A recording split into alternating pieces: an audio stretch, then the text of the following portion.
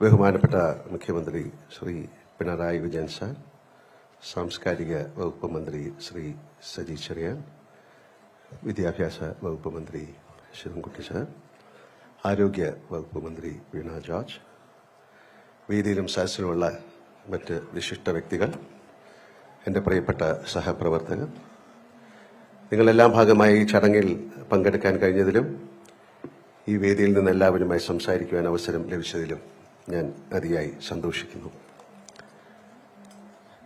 ഇതുപോലൊരു പ്രധാനപ്പെട്ട വേദിയിൽ നിൽക്കുമ്പോൾ ഇതിന് അവസരമുണ്ടാക്കി തന്ന നമ്മൾക്കെല്ലാവർക്കും അത്രമേൽ പ്രിയങ്കരനായിരുന്ന മലയാളത്തിൻ്റെ മഹാപ്രതിഭ യശശരീരനായ ശ്രീ ഷാജി സാറിനെ ഞാൻ ഓർക്കുന്നു.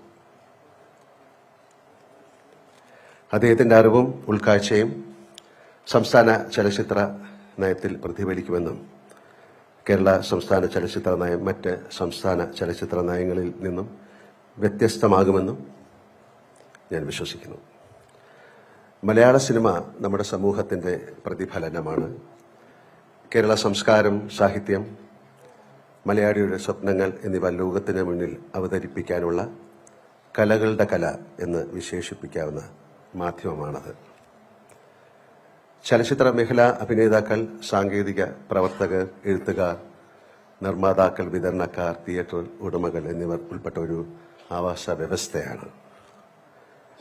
മലയാള ചലച്ചിത്ര മേഖലയുടെ ഭൂതം, വർത്തമാനം, ഭാവി എന്നിവ അപഗ്രഥിച്ചുകൊണ്ട് തയ്യാറാക്കുന്ന ഒരു ചലച്ചിത്ര നയത്തിന് ഈ ആവാസ വ്യവസ്ഥയെ പുഷ്ടിപ്പെടുത്താനും ചലച്ചിത്ര മേഖലയ്ക്ക് വ്യക്തമായ ദിശാബോധം നൽകാനും കഴിയും.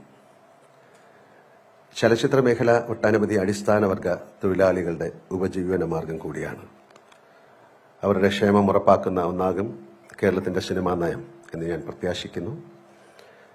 ചലച്ചിത്ര നിർമ്മാണം കൂടുതൽ ജനകീയമാക്കാനും കൂടുതൽ പേരെ നിർമ്മാണ പ്രക്രിയയിലേക്ക് എത്തിക്കാനുമുള്ള നിർദ്ദേശങ്ങൾ ഈ ചലച്ചിത്ര നയത്തിൽ ഉൾപ്പെടുത്തുമെന്നും ഞാൻ പ്രതീക്ഷിക്കുന്നു. ഇത്തരമൊരു ചലച്ചിത്ര നയം രൂപീകരിക്കാൻ ആവശ്യമായ നടപടി സ്വീകരിച്ച സാംസ്കാരിക വകുപ്പിനും അതിന് നേതൃത്വം നൽകുന്ന ബഹുമാനപ്പെട്ട സാംസ്കാരിക വകുപ്പ് മന്ത്രി ശ്രീ സജി ചെറിയാൻ അവർക്കും എൻ്റെ ഹാർദവമായ അഭിനന്ദനം അറിയിച്ചുകൊള്ളുന്നു. മലയാള സിനിമയ്ക്ക് സർക്കാരിന്റെ ഭാഗത്തു നിന്ന് എല്ലാ കാലത്തും നല്ല സഹകരണം തന്നെയാണ് ഉണ്ടായിട്ടുള്ളത്. ഇപ്പോൾ വ്യവസായത്തെ മികച്ചതാക്കാൻ വേണ്ടി സംഘടിപ്പിക്കുന്ന ഈ കോൺക്ലേവും അതിലേക്ക് എത്തിച്ച പല ഘട്ടങ്ങളിലായുള്ള ചർച്ചകളുമൊക്കെ തന്നെ ഈ തൊഴിൽ മേഖലയോട് സർക്കാർ പുലർത്തുന്ന ഗൗരവകരമായ പരിഗണന വ്യക്തമാക്കുന്നതാണ്. മലയാള സിനിമയുടെ പ്രതിനിധി എന്ന നിലയ്ക്ക് ഈ വ്യവസായത്തിലൂടെ വളർന്ന് ഇതിന്റെ ഭാഗമായി നിൽക്കുന്ന എന്നെ സംബന്ധിച്ചിടത്തോളം കാലത്തിന്റെ മാറ്റങ്ങൾക്കനുസരിച്ചുള്ള പരിഷ്കാരങ്ങളുടെയും നവീകരണങ്ങളുടെയും കാര്യത്തിൽ ചില പരിമിതികൾ ഉണ്ടാവാം. അവ കൂട്ടായ ചർച്ചകളിലൂടെ തിരുത്താനും പരിഹരിക്കാനാവുമെന്നാണ് എൻ്റെ ഉത്തമ വിശ്വാസം. വിദ്യാഭ്യാസം, ആരോഗ്യം, സാമൂഹ്യനീതി എന്നീ മേഖലകളിലെല്ലാം കേരളം മറ്റ് സംസ്ഥാനത്തേക്കാൾ മുന്നിലാണ്. സംസ്ഥാന ചലച്ചിത്ര നയ രൂപീകരണത്തിലൂടെ കൾച്ചറൽ ഗവേണൻസിലും കേരളം മറ്റ് സംസ്ഥാനങ്ങൾക്ക് മാതൃകയാകും എന്ന് ഞാൻ പ്രതീക്ഷിക്കുന്നു.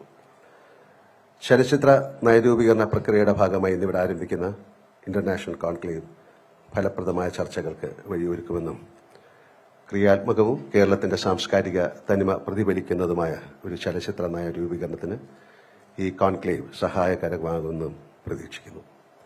നല്ല സിനിമ, നല്ല നാളെ ജനാധിപത്യത്തിലൂന്നി പങ്കാളിത്തത്തോടെ രൂപീകരിക്കുന്ന കേരള ചലച്ചിത്ര നയ രൂപീകരണ കോൺക്ലേവിന് എൻ്റെ എല്ലാ ആശംസകളും നേരുന്നതിനോടൊപ്പം ഈ സംരംഭത്തിന് മുൻകൈയെടുത്ത കേരള സർക്കാരിനോടും എൻ്റെ നന്ദി ഒരിക്കൽ കൂടി അറിയിച്ചുകൊണ്ട് നിർത്തട്ടെ.